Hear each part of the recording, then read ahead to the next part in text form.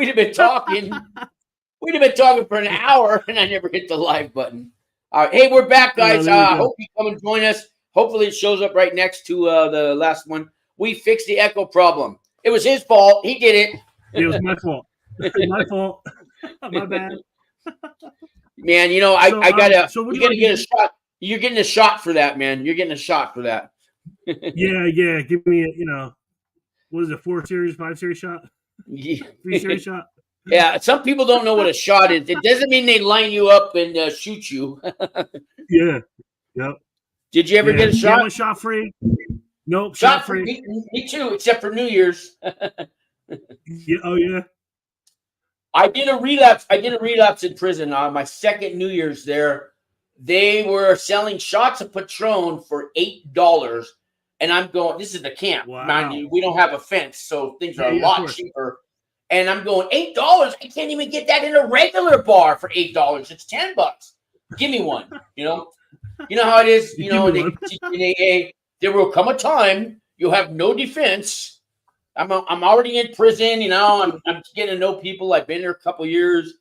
Give me that damn shot. I got money on my books. I got like $22 on my books, but I can get 3 shots. You know. You had $8. That's all that mattered. Yeah, real shots. I mean, a Patron, man. In a camp, we're spoiled. They hate us. I don't like to tell people that been to higher up prisons. Yeah, you don't want to know how good they get it in a camp. Anything in the world you want, just delivered to the side of the road. They'll pay a guy $300, $400, $500 to run out to the road at 3 a.m. and they get caught once in a while. But normally they got all that time. They got guards. They got lookouts. They know what they're doing. Oh yeah. And the correctional officers, I know they don't like to be called guards, but the guards, there's one truck that drives around all the complexes. We had 4 prisons, and they know that he just left here. It's gonna be 22 minutes and 18 seconds before he gets back. Get to that road quick, and they got it all. You know, I'm not giving away information. I'm not snitching, guys. And all the guards know this. Okay, they don't want to do that. They don't care. They're at a camp. They know when they come to work, they're going home. Nobody's going to manipulate them to bring in contraband. Nobody's going to threaten their family, and they're not going to get shot or anything. They know they're going to go home alive every day they show up for work. In a penitentiary, whole nother ballpark. Oh, yeah. Completely different life. Even for the guards. So, correctional officers, excuse me, they don't even like COs. They want to be called correctional officers. Well, quit calling us whatever you call us. It's funny too. The guard respect thing, the guard inmate respect thing is crazy because at the camps and the lows, they're so disrespectful. And then as you go up in security levels, because they might get their ass whooped, they tend to be a little bit more respectful to people. It's pretty crazy. Because they treated me. I worked at the Supermax, the most secure prison in the whole entire world, where more things get stolen than your local Walmart. But they treated us so. I mean, they treated us like a regular person who you work with. I went up to them on my 4th day. I go, "What's going on here, guys? What's the catch?" I walked in their office. There's like 4 of them there. I go, "Why do you treat me like a regular person? I mean, you guys. It's not that you're giving me extra, respect, but you just treat me regular. What's up?" And they go, well, "We come here every day. We got to work with you. Why not talk to you and chop it up?" And, he goes, "If we tried to the way you're talking that you expected, would you want to come here to work every day?" And I go, "Probably not." Exactly. Yeah, exactly. Yeah. It's pretty, it's a pretty fine line they got to walk. But, so you want me to backtrack a little bit? I don't know what people probably heard. It probably now YouTube's gonna have 2 different videos going, but guy Johnny Bulldog. Okay, we could get into why they call you that, but was on the show. I had a Bulldog rescue. That's why I got the nickname. Oh, okay. So it was part of that. Bulldog bullshit. Okay, we get it, man. No. But anyways, he went to prison, guys. He's out now. He's been on the show before he went in, and we're just 2 guys who've done prison time, chopping it up, talking about life after, right? Yeah, pretty much. And you did a year in a county jail. That's a tough one. That county jail time, man. A year. Jail's not designed to do a year. They're not made for people to do a year. You know. Yeah, exactly. And I sat there because it was just a lot of red tape to get through. So it just prolonged it. I had to go to 4 different counties for court and consolidate it all into one. It was like, it was a process, man. It was real taxing. I got left in, so I would leave that county and go to another county. They'd leave me there for like a week. You got no money on your books there. You got, no phone, no nothing. Then you got to go back to the county that you were, basically your home county. So yeah, it was a little rough, but it was what it was. And I knew I had drug court coming, so I knew I was getting out sometime soon. Good evening, Kathy. Wasn't 100% comments. Yeah, no, it's cool. I had a pretty good idea of when I was going to be like in treatment and all that stuff, because I did 4 months into treatment right from there. Okay. So, yeah, and then that's where the Oxford House came in and all that. And yeah, we were talking a lot about the Oxford House. All good stuff, guys. If any Oxford House people, because I know they got houses in every state or most cities. I still have heard nothing bad about them. Yeah, I mean, a little bit on the recovery stuff, because being in recovery and having a lot of experience with it, there's so many good resources out there, but it's hard. It's a difficult navigation, because to find the quality of what you need, and you really got to be in the right mind space to do it. You know what I mean? You kind of want to get sober to get sober. Everyone knows that. Yeah, not everybody knows that, but yeah, but that's a good point. Same thing with people coming out of prison. You either want to change your life, or you're just going to stay. You just don't want to get caught, and you don't care if you go back, or you don't want to get caught and you don't want to go back, but you haven't changed anything and you don't want to change. You know what I mean? Exactly. I did a lot of in and outs with AA, and I've had 4 years and 2 years, but I've been going to AA since 1982, I think. Back then you could smoke in the meetings and stuff, but there's some meetings now where I remember when they started coming in with their court cards, and one of the traditions is, we are not affiliated with any organization, outside enterprise. Like, nobody tells us what to do; we run ourselves. And there's some meetings like, what is this? Sign for who? Who's this judge? The judge never called me. Did he call you? Did he call you? Did he call anybody in AA? Well, we don't. No, there's some meetings that are, you can come to the meeting. That's great. We're not signing nothing. That's not how we work. We're not signing any card. And some meetings will not accept that. Other meetings is to put your court cards in the basket when it's passed around. You'll get to it after the meeting. Other ones, I was a secretary in California. It's called secretaries. I think facilitators, other states. But at my meeting, I said, "You got a court card? Hey, I'm going to sign it. I don't want you to leave unless you want to stay. But I'll sign it now before we start, because otherwise we're here because we want to be. You're here because you don't want to be. Right. So let me sign your shit and get out of here." And then people had a problem with that. So a lot of meetings won't sign them now. They're all, unless the judge comes to me and asks me personally to sign it, I ain't signing shit. Yes. Right. And have you experienced that? Yeah, I mean, I've been I had to do court cards for drug court. We had to have, I think it was like 5 meetings every 7 days. And, depending on when you went to court, you had to have your card filled out, that many meetings that you went to. And for the most part, most people would be, okay with signing the card. But if you had a problem, I mean, there's other members there that will sign the card also. Because we didn't have a stamp. You just need an initial and a name. Well, when I was on the other side, I was on the other side, the guy who didn't want to go to meetings no more, but I had a court card. And at the Alano clubs, it's a place where they rent out hall, meeting rooms for all 12-step groups. They had a big board. Yeah. Every night, who's the secretary, the time, their name, everything. So I'd go with my court card and I just fill it out. It was my scorecard, And exactly. I get a blue pen with my right hand, 2 fingers. I get a green pen with these 3 fingers. I get a red pen with this. I do left hand, right hand. They all look different. I'm good. Yeah, all different pens. I did that too. Exactly. Here, but yeah, I went through. I've done I've done it the right way. I've done it the wrong way. I started in AA. I mean, actually, it was probably it might have been an NA meeting when NA meetings were like nowhere to be found. I think I was in my teens, so I've been exposed to it. Yeah, I have a long history of drug and alcohol abuse on my father's side of the family and my mother's side actually too. But it's so I was exposed to it early. My father, my biological father was an opiate user his entire life. They have HA now, and I'm not talking about the motorcycle club. Right, exactly. Have you heard of HA? Yeah. Not the motorcycle club, guys. And I say club because I know. Yeah, exactly. Right.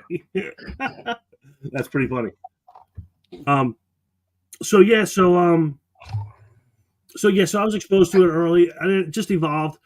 And I went through a lot of treatment centers. I think I went through two long-term treatment centers, a couple short-term, some IOPs.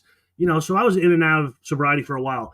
But in my like late 20s, I kind of got it, and I stayed sober for quite a while, like almost 15 years, a little shy of 15 years. No, that's quite a while. I mean, yeah, I think you. Yeah, I mean, I owned a house. I mean, you're cured. You're cured after 15 years. Well, yeah, I mean, you would think, right? Yeah, but the story takes a real strange turn after that, and it happens. Oh, let me guess. Fentanyl came out or Oxycontin? Which one? No, just kidding. No, I was meth. It was all meth for me. Yeah, I've never actually done an opiate either. So. Yeah, never touched an opiate. Not that everybody's addiction is their addiction. I don't like to go that way. I'd rather be up and be productive and do things. Yeah. I'm already depressed, and I'm going to take some more to get more depressed. Yeah, that's like what I want to be. Yeah. Yeah, exactly. So yes, and when I relapsed, it was just a whirlwind of legal this and legal that. So sitting on this side of it, kind of tying into what we started talking about. I gave so many people the power to decide my future for myself. Not for myself. I gave everybody else the power to kind of determine what was going to happen to me. And sitting on this side of it, I'm never going to let that happen again. It's just like I don't even want to think about having to pay a parking ticket or just giving my money away to people for not doing the right thing anymore. You know what I mean? I'm so tired of it. So it does get tiring. When you look at yourself, it gets tiring. So you looked at yourself, I'm guessing. Yeah, man. Yeah, absolutely. It's like a lot of people do. People like us that have lost time to the actual real world look at things a little differently, I guess, on the other side of it. You know what I mean? So it's a message that seems to be starting to get out there a little bit more, but a lot of people don't understand what it's like. So the reentry things are difficult. It's hard to get jobs. It's hard to get housing. New Jersey, I don't think you can even get a housing approval if you have a drug felony. Other felonies, they might let you in. See, I work with a property management company called TNC Management, guys. The owner is in recovery. His assistant guy, Mike, who's like the head guy, runs everything in recovery, and they started their property management company to help people just like us who are going forward in life. You don't have to be in recovery, but doing something positive. And now they have 118 apartment buildings all over town, and they own half of them now. And I bring them clients all the time. They let me screen the people first, and based on my work, then they'll meet them.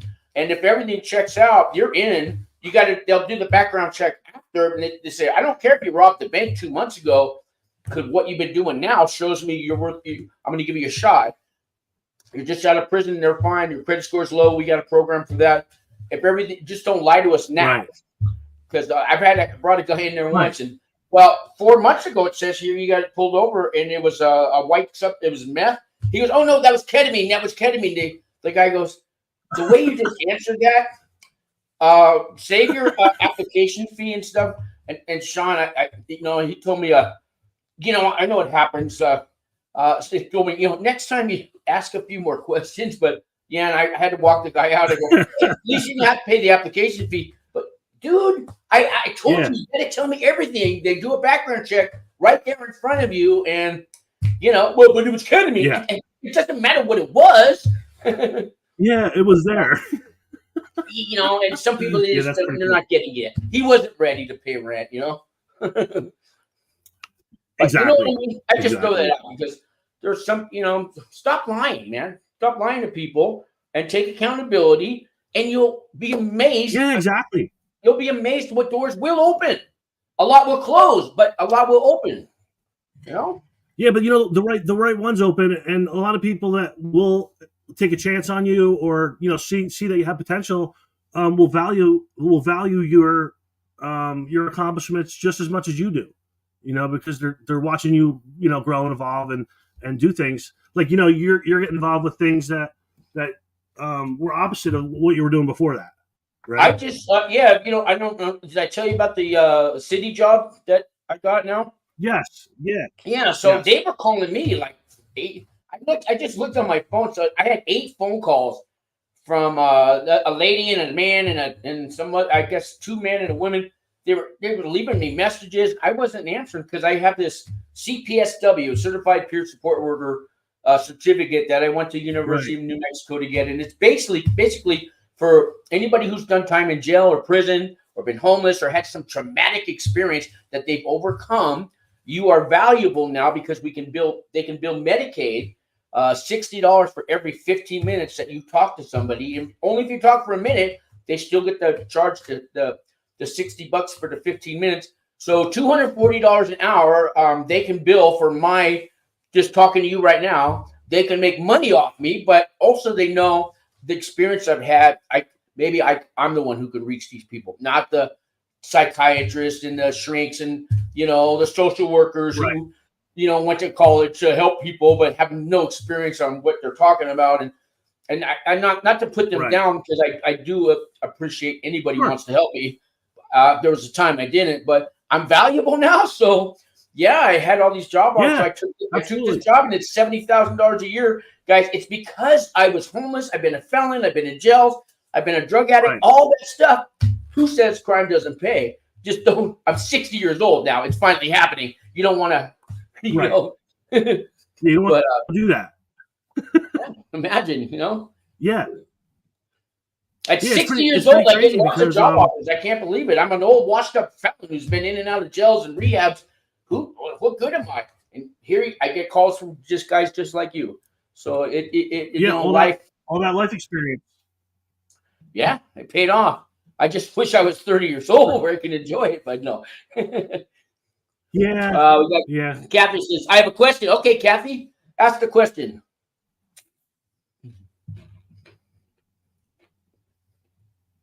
We'll wait for Kathy, but go on.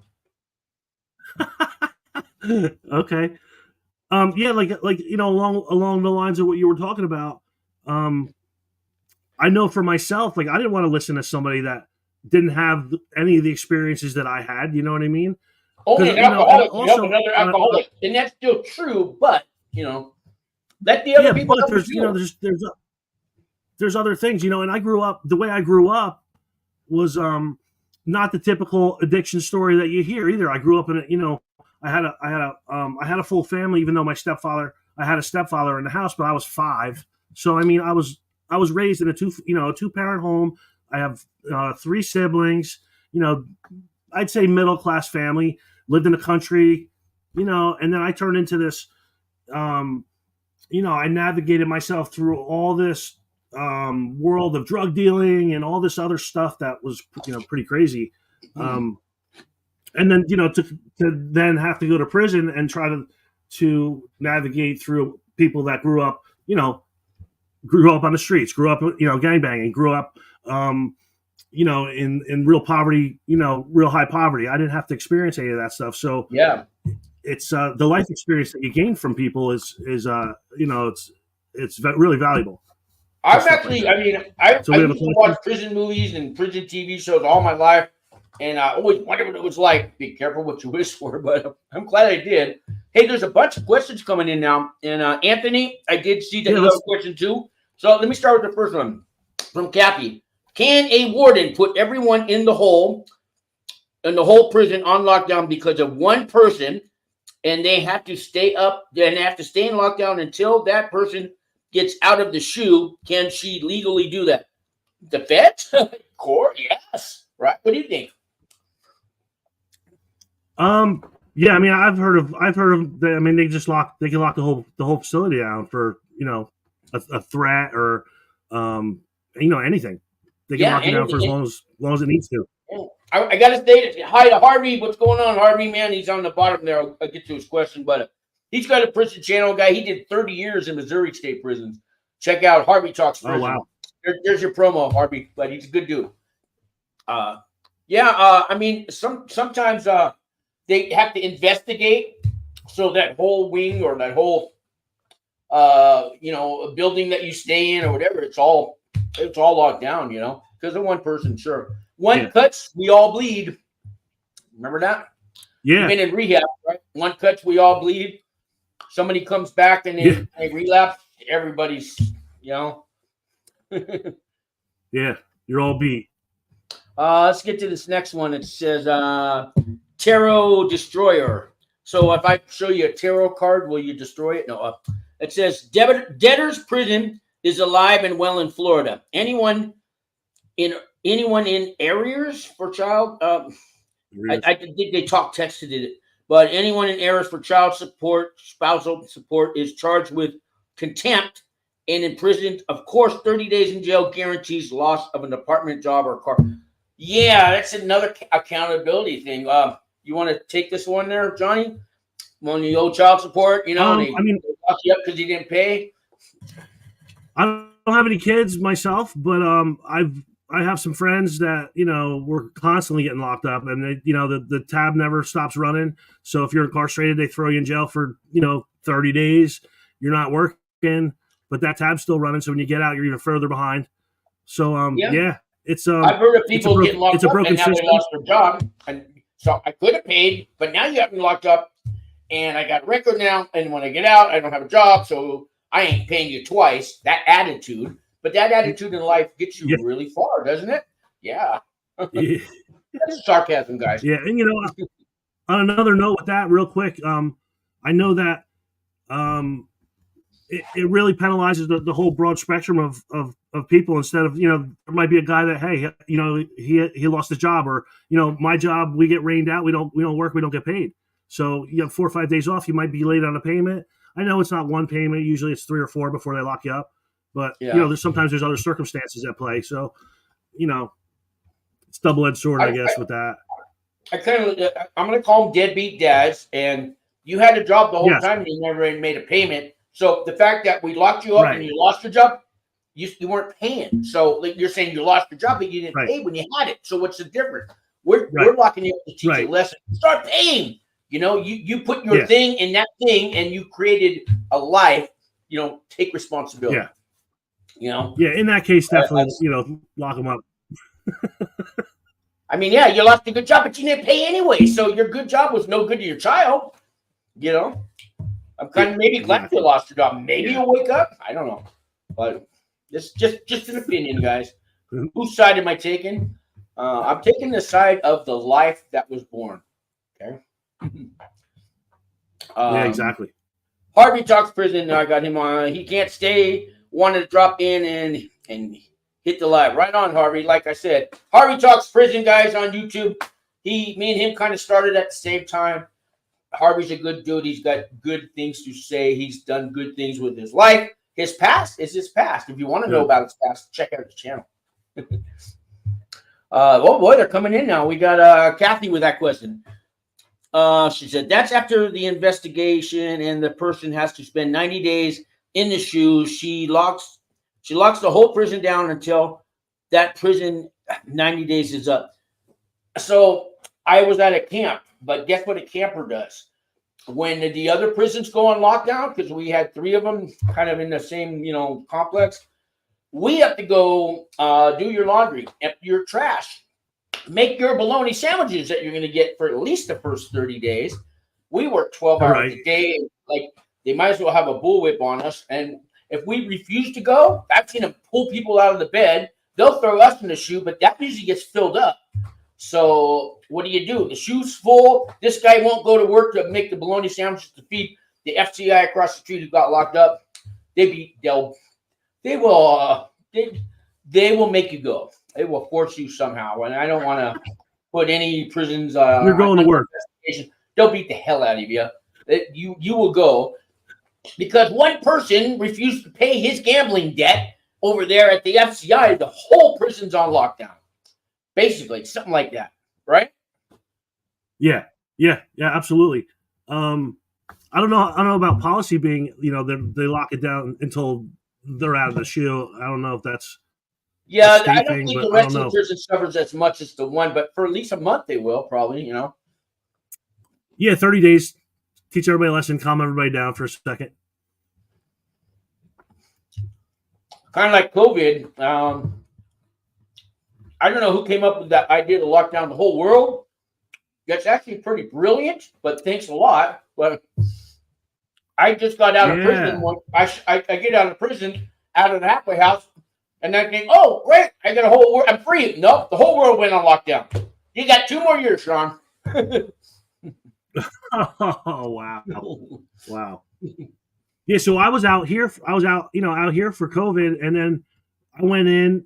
Nothing else was, nobody else was really caring about COVID, but the BOP was. Yeah. And, we got locked down. We got locked down 2 separate times. For one person getting COVID, they locked the whole deal down. Everybody was locked down. One touch, we all bleed, right? Yeah, exactly. Yeah, it was pretty crazy.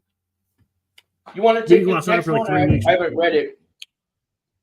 Can you see it on your screen? Yeah, I see it. And she only wants to spend $25 in the canteen.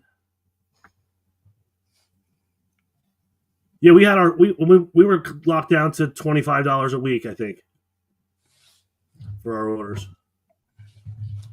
I know when the prisons do go on lockdown, a lot of guys have like I'll say a go bag. Like if you're you're out there committing crimes in the world, a lot of especially white collar guys will have a go bag. It's got a ID in there. It's got your money. It's got a throwaway cell phone, all that little stuff in case you have to run. Your go bag. Yeah. And in prisons they get ready for it, like you do in case we're going to have a nuclear attack. You have your stash of So in the prisons, they stock up because they never know when a lockdown's coming, and then a lot of them will double stack up so they can sell that at 5 times the price. On credit until you get unlocked. Yeah, the store guys are amazing. You don't pay that credit bill once they come off lockdown. They're going on another lockdown, okay? Yep. Yeah. The next day probably. Amazing. Yeah. The store guys are good. We always keep the locker stocked. One time, so since I was at the camp, there was one time we had we had FCI medium, we had a USP penitentiary, we had the Supermax, which is always on lockdown. But the other 2 went on lockdown, and so did we. And we were pulling off. We were doing a hunger strike. So now there's no workers. Well, our hunger strike. Wow. We got what we wanted. We got our weights back. They took your weights. They gave us all our demands, and I said, "Why didn't you guys say add cigarettes? We want to smoke legally." They weren't listening to me. I was a nobody because we got all the demands met, so we could go, make bologna sandwiches for the other prisons. Crazy world. Man. Right. So what do we got here? What's that? I was gonna say, did you have the region inspections come through? Yeah, they actually walk through and they talk to the inmates and stuff. They do, and we're warned about 2 weeks ahead of time, and everything's got to be perfect. On Hamburger Day, Wednesdays, I go in with my tray, and the burgers right off the grill. They're putting it right on my plate. They're pulling the French fries out of the deep fryer, nice, fresh, hot. Everything was like perfect because it's not a surprise inspection. Yeah, we had those. Right. Yeah, it was. I was there for one of those. It was pretty funny actually to see the nonsense that went on. for the whole inspection. I only wish as soon as they left, real that was over. surprise once. Yeah. If they did a real surprise inspection, that's what they need to do. Oh, absolutely. Yeah. No doubt. Tara says, Tara Destroyer said, there was a black guy who got a contempt charge for overpaying child support. Overpaying defied the judge's order. Oh, overpaying. I guess that's kind of saying, yeah, here's your money and fuck you too. I don't know. What do you think? Yeah, there has to be something attached to that, I think. Yeah, I mean, I'd like to know the whole case. I mean, normally they would just put that. You have $100 credit in your bank. That doesn't mean your next payment you don't have to give us $100. They would thanks for paying extra. You're a good father. I think that's how they would handle it, right? You don't get no bonus points for it. Yeah, I'd like to know the backstory on that one. Kathy says, need more info. I hate Colorado. Well, I did prison time there, but I don't know what the real place is like. And she says, yes, my husband was one, LOL. One, I guess, a child support guy, right? Your husband was, what do you think she means? A deadbeat dad, maybe? Deadbeat dad, yeah. DBD, that should be on the text. They have an acronym for everything now. DBD, right? Wait, it says yes, my husband has one. Oh, I don't know. Well, that could be a few. Don't let my mom start talking. $20 for a shot of coffee. Yeah, that's on lockdown, huh? Somebody got a block of Velveeta. They were selling it for like $30. What? Damn. Velveeta cheese, the block of it from the kitchen. Yeah, I know. It's like $30 or something. Can you imagine these people out on the street trying to sell their stuff, man?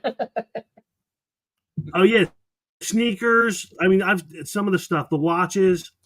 G-Shock watch is a white one. Everybody else has black ones, but this is a white one. Yeah, it's like you'll stand out. You'll stand out. Everybody will praise and worship you in the prison here. Exactly, it's crazy. You remember the guys with the 20 shoes? They pay to have somebody do their laundry. The guys come and buff their cell every day. These are those rich cats, right? Yeah. I swear to God, man. It's hysterical. I mean, I guess you got to do what you got to do if you're going to be there. I know everything's stripped from when you go to prison. I don't care if you owned a $7 million mansion or you had sleeping in your cardboard box. You guys are all the same now. Oh, except for the 20 pairs of shoes. Exactly. Excuse me, with your 20 pairs of shoes. But really, you're no different than me. Yeah. And they learn that. They learn it. Yeah. It's a big equalizer, for sure. I love the comments, though, guys. Kathy said, postage stamps is gold in there. I call them prison food stamps. Except for the camps, we don't care about stamps. We're getting out in 5 years. But everywhere else, right? Stamps. Yeah. Stamps are big for us. Actually, I would because if you like to play football, the football tickets and all that stuff, everything runs on stamps. Yeah, I think I bought my sneakers with stamps. Gambling is big time in prison, ladies. If your husband's in prison or your boyfriend, don't give him money on Saturday because on Sunday he's going to gamble it away. Yeah, we had a fun. There was a couple football tickets that were fun. But yeah, they all ran on stamps. So if you won, they just throw a bundle of stamps on your bed or something. Yeah, in our camp we had every night was casino night, and some nights we had poker tables. Did you guys have the poker tables? Oh yeah, yep. Yeah, every day. Want to tell these guys about a poker table? Because at a camp, remember we don't have a fence, so they're serving cocktails and everything you would get at a Las Vegas casino. I don't know how it was in the other ones, but. The pots were fucking thousands of dollars sometimes. You want to talk about your experience with poker tables? Yeah, it was all that minus the cocktails, pretty much. I mean, I don't know what everybody else. I don't know what they were doing on the slide, but it was just a straight poker table. But yeah, thousands of dollars were being gambled away, and there was several issues over that table. not paying debts, people cheating. There was all kinds of things going on. Yeah. If you do gamble in prison, just don't ask for credit. If you don't have it on your books, or somebody won't send it to their cash app it to your lady, right? You don't get credit. Period. It's gambling, guys. Don't get credit, and don't count on your lady that's going to pay your debt for you. Yeah, and these guys, the guys that run them don't play either. No, they don't. They don't. They're making why should I gamble? This is a sure win here. Just running this table. I don't need to gamble. What? Yeah, exactly.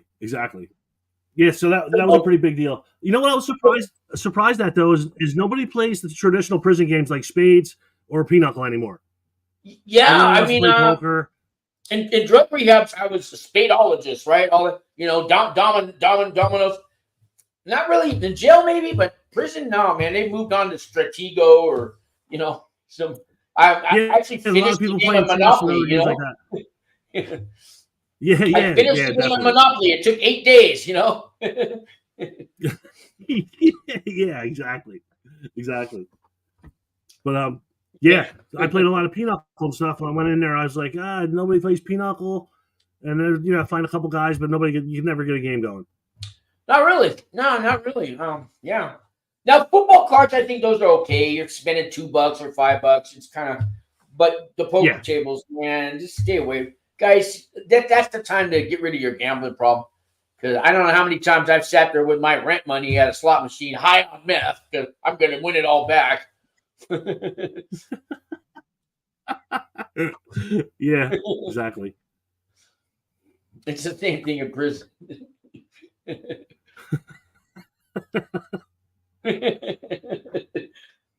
Some human nature things just don't change, man, no matter where you are. Yeah, no doubt. How about the guys who scream at their wives or their ladies as they're running their household from that prison phone, right? Or that jail phone. Yeah, the stress box. Do you think they get on there? It could be the. Is there like the calmest person in the world too? I know. Is there a chance for those people to actually, overcome this and turn their life around? I mean, some of them I'd have to say probably not. It's a shame. So I know we've got a couple ladies in the audience. I want to ask the ladies that are in the audience, anybody listen later or leave a comment. If you have a man in jail or prison, is he running your household? Does he make you, why didn't you take my call when you finally take the call? Where's my money on my books? And I want to ask you, why do you do this when you are free and he's locked up and you are still being manipulated by this man? I want you to think about that and maybe leave something in the comments. And vice versa. There's women too that, not as much, but.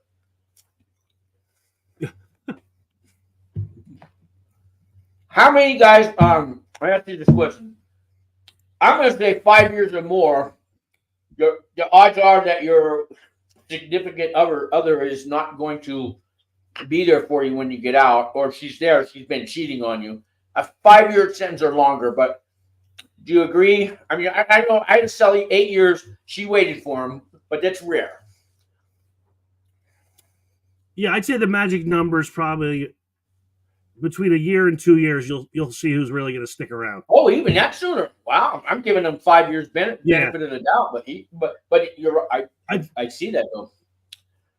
It depends too. Like I was in a relationship that I'm still in now, and the way we dealt with it together, and it was a short period of time, and everything was, we were solid and everything was good. But I've seen people that have relationships that go in, they say they're going to stick around. A year later, there's nobody answering the phone. You're not getting mail anymore. The emails aren't coming in and stuff like that. So, I mean, if you're looking at a year beyond of steady time, I mean, the percentages I say go way down before someone's going to hold you down that long. It's really not feasible. They probably didn't have a healthy relationship to begin with. With the lifestyle, exactly. The lifestyle you had that led you to prison, I highly doubt it was a healthy one. Right, and and here's the other thing too. Like I know a lot of things happen spontaneously. Like you get arrested and you have drugs on you, go to jail, you don't make bail, and you end up staying in for a minute. But at the same time, if you're not solid, before that, like I wouldn't have gotten in a serious relationship with somebody if I knew I had a possibility of going away for 10 years, 20 years, 15, whatever. You know what I mean? I was under the impression that I wasn't going to have to go away at all, and ended up, only doing 5 months, which is, a very short period of time. Yeah. But I was solid through that, But after a year, like your buddies that you're hanging out with and all your friends, that nobody wants to really take the time out, answer a phone call from jail, send money. Write you a letter with a pen and a piece of paper and find an envelope and get a stamp. I got lots of stamps. Exactly. They don't have stamps like exactly. We do. It's not easy to find a stamp. I think Walgreens sells them, maybe, but you got to buy the whole book. There's a machine somewhere I saw. Where do I get a stamp from? Right? It's not easy. Exactly. Yeah, I mean the Portling system and the federal system was a game changer for me, because I had gone to prison on the state level in my 20s, where you just had mail and phone, and that was it. You didn't have emails, you didn't have tablets, you didn't have any of that stuff. Kathy's sticking up for her man here. Not my husband, and he's a biggie. He loves food. LOL. He fills his locker up every Wednesday. Wednesday's his store day. So she's holding him down. Kathy, I hope that he's all the man. That I hope it all works out. I really do. Absolutely. He can't cheat on you in there unless he kind of goes that way. So, or there's an occasional prison guard, but you're safe on there. And I don't know how you feel it, but I hope that when he gets out, he really did learn his lesson. And because when I went to prison, I left. I had a fiance, right? But she went to prison too. I wasn't allowed to even talk to her, but she wore a wire on me. And you know what? I found out about it, and she actually told me, and I told her, you know what? I'm sorry that I made you come to that. I'm sorry this happened to you, because if you didn't meet me, you wouldn't be going to prison today. I brought you in. I said, you snitch on me all you want, and I hope you get the best deal. And I sincerely mean that. I did that to her. She didn't do that to me. She still got 29 months, and I haven't talked to her since that 10 years now. But I did it to her. We do it to our family. We leave you. We make that choice because of our lifestyle to go to prison and leave you. Maybe we didn't think we were going to get caught, but we made that choice. It's on us. So I get it. We abandoned you when we were in prison. Yeah. And it takes a big man to admit that. Yeah. It wasn't because on a Tuesday they decided to raid you. No, it had nothing to do, Yeah. It's because you've been selling drugs for for the past 2 years I've been watching you. Yeah. But I was good at it. Yeah. You weren't that good at it. And why would you do that when there's so many other ways to make money nowadays? Yeah, I mean it's yeah, definitely.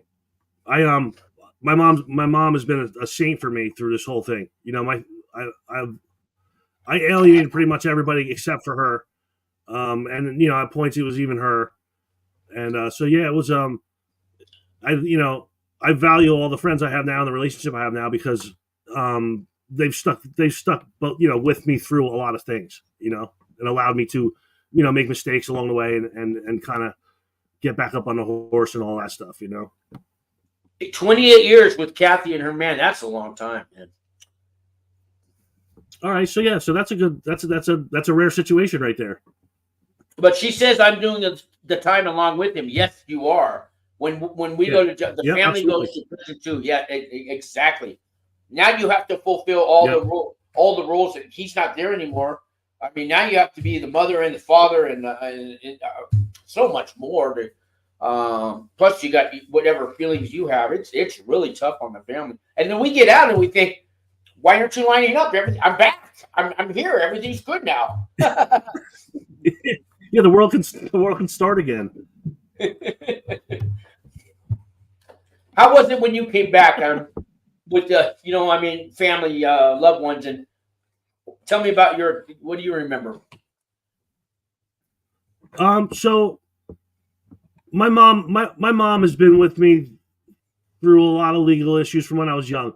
And then once I got this last stint in 2018 when I got arrested, something clicked in me, and I was like, I kind of just like surrendered. I gave up.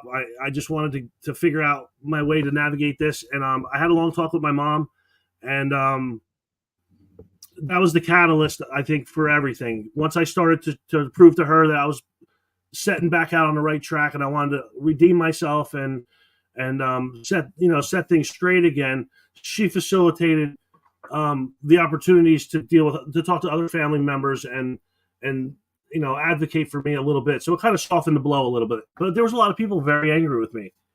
I got out of control, and I never hurt anybody or physically or abused them. I just kind of cut myself out of everybody's life. And, but see, that does hurt them, and sometimes that hurts you more than exactly. I'd rather have scars and bruises. That those will heal, but that long-term manipulation that you've done on me. I had 10 years of therapy. Feds paid for it, but I needed it, man. I still need it.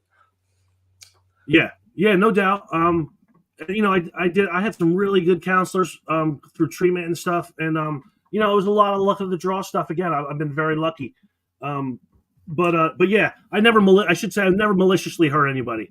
I know I inflicted a lot of emotional damage with my actions and my choices, and it took a lot to deal with that. And I made a lot of amends. Sometimes I had to just write things down to people, people that aren't even in my life anymore, and just do it that way. But I made peace with everything, and that was a big part of getting healthy and kind of trying to see my way through it. You know what I mean? Everything you just said, man, that's growth. Everything you just said, man, I hear the growth, man. That's commendable. Yeah. It was I'm sure you had to deal with the same. Everyone does it. Everyone that wants to be on this side of it. I've never finished. Yep. My stepfather and I, our relationship has never been great, but it's not repaired, and it's one of those things where it might never get repaired. And I've kind of made peace with that. I'm cool with that. He's respectful to me. I'm respectful to him. He loves my mom. I have a lot of admiration for that. He taught me the life skills that got me to where I am. He taught me how to survive, and that survived by I'm not going to eat or something. Survive by being able to pay my bills without having to go to college and do that kind of thing. He taught me how to, be a responsible person, even though I wasn't for a long time. You know what I mean? So, but that's I one of still those don't things. know if I am, but I'm so much better. Yeah, and I had a lot. I ran the gamut. I went, I sold drugs for a long time. I made a lot of money doing it. I lived that life for a while, and now I work a 40-hour job. I make not that much money. I have a great relationship. I live in a nice little apartment. We got a newer car, but not a new car. And I'm happy, man. I couldn't ask for anything more. You don't have to look over your shoulders. Nobody after you. You don't have to pay this guy, this guy, and you earn that money legally. That's hard-earned money. It's probably worth a lot more to you than when you made a quick, $2,000 on this one transaction kind of thing, right? Yeah, exactly. Pay your bills at the end of the month. There's generally not much left over, a couple $100 here and there maybe, and that's cool. We eat good. We have a good time. We have everything we need. And I'm a much happier person because I did it the right way. And there's thoughts that when things get tough, you're like, oh man, I could go make $10,000. Me too. Oh, they're doing this new scam, and I know how it's done. I could just make right, whatever it is. It's crazy. I got caught for a white collar crime, but that was that day. Okay, I'm normally not even the white collar. Yeah. I'm like you, man. Yeah, exactly, man. I never did much of that. My stuff, my trouble was strictly drug dealing. It was all, Me too. It was all drugs or drug related. Drugs involved, yeah. Drugs are always behind everything was everything out in undertone, and I think that's a lot of people's stories. And I know you you know a lot about the RDAP program and all that, but there's really no resources out there for guys. It's real. I mean, there's none. There's a lot more than there used to be, but it's hard to navigate these resources, especially in this area where I'm from. Well, I always say it's choose wisely now that you are free from prison. The people you associate with, find the good ones, the ones that have positive things going on, and that's basically what any recovery or 12-step group, and there's church, there's a Celebrate Recovery, there's a Circle of Life, there's all these new ones coming out, but basically it's who you are surrounding yourself with other positive people that talk about their feelings and all that stuff, which is, men can cry now. It's acceptable, right? We can cry with each other, not because somebody took your honey bun, but we can show our emotions now. And you find those people, and guess what? When 10 positive people are hanging around each other all the time, you know what happens? Good things. Yeah. 10 negative people hanging around, you know what happens? Read the news, Find the people that support you, man, and and they're out there. They're out there, and I'm not talking that guy who, like, you're talking about Luis. That dude, he's a nerd. I don't want to hang out with Luis. Okay, Yeah, it might do you some good. Yeah, and Mariah, she's on. Is it Mariah?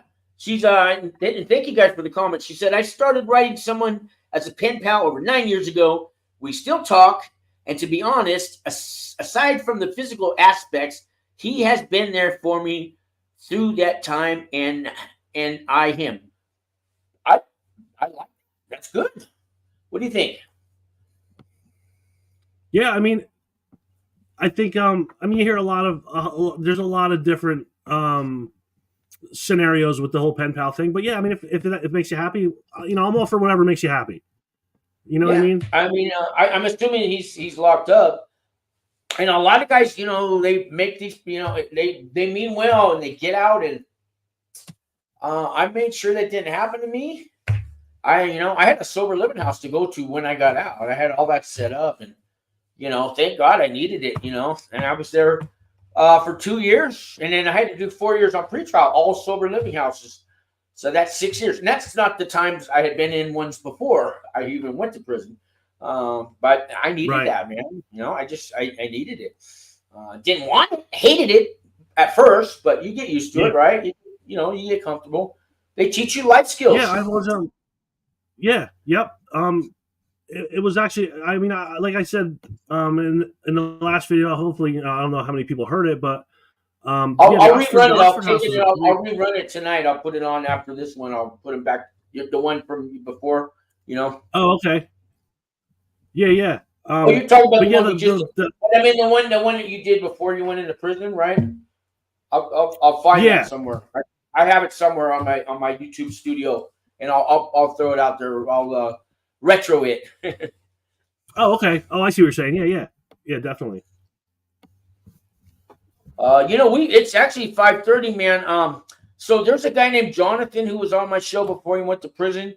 And he did I think a year and a half or so, and he got out. He went to the halfway house. I wrote him letters while he was in. He was on my show.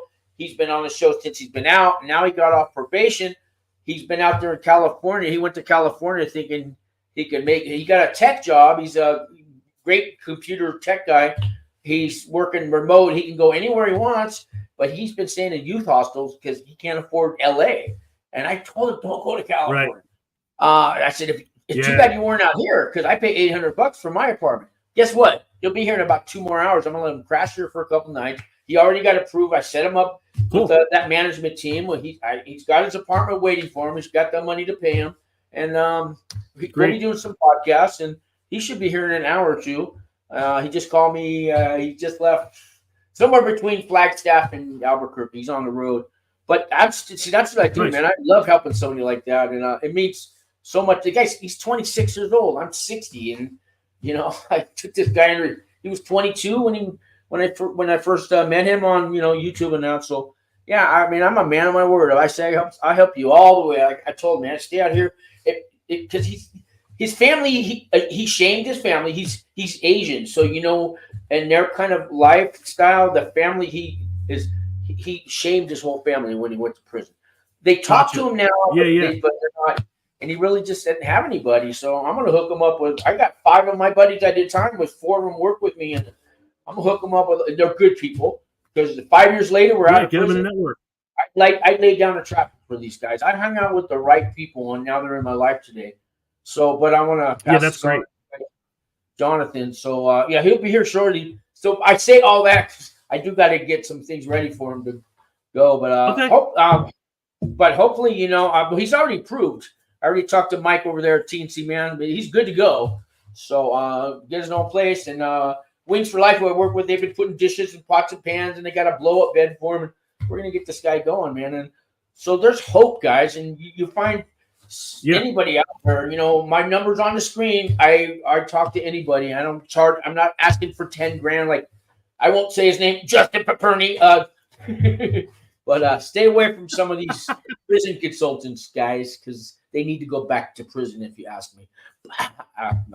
Just saying. There's good ones, though. RDAP Dan and Walt Pablo helped me. Walt Pablo put $100 on my books every month the whole 3 years I was in prison. He's a best guy in the world, Walt Pablo. So hire him. But there's good people out there. There are, man. And RDAP Dan's I've known him before I went to prison. He helped me. So I made this channel. I do this channel in honor of RDAP Dan. So